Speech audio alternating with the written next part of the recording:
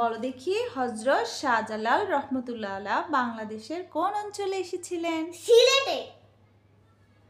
হযরত শাহজালাল রহমতুল্লাহ আলাইহি কোন দেশ থেকে বাংলাদেশে এসেছিলেন? ইয়েমেন দেশ থেকে। হযরত শাহজালাল রহমতুল্লাহ আলাইহি কত সালে বাংলাদেশে এসেছিলেন?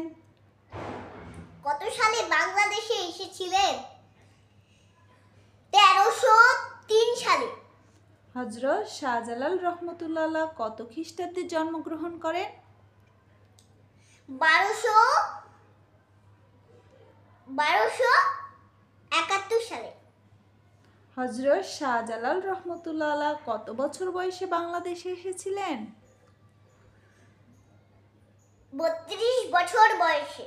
হযরত শাহজালাল রহমতুল্লাহ আলাইহি কতজন আউলিয়া নিয়ে বাংলাদেশে এসেছিলেন? 360 জন। গৌরগোবিন্দের মুসলিম নির্যাতনের কথা জানতে পেরে বাংলার কোন সুলতান গৌরগোবিন্দের বিরুদ্ধে সেনাবাহিনী প্রেরণ করেন? কোন সুলতান? সুলতানের নাম কি ছিল? ফিরোজ শাহ। সুলতানের নাম ছিল ফিরোজ শাহ। ভুলে গেছিলা? হযরত শাহজালাল রহমতুল্লাহ আলাইহি কত বছর বয়সে তার পিতাকে হারিয়েছিলেন? 5 বছর।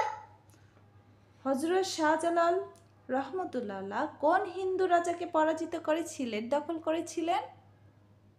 গৌরগোবিন্দ। হযরত শাহজালাল রহমতুল্লাহ আলাইহি কত সালে মৃত্যুবরণ করেন? 1341 সালে। মাশাআল্লাহ। আমার ভিডিওটি কেমন হয়েছে কমেন্ট করে জানাবেন। আল্লাহ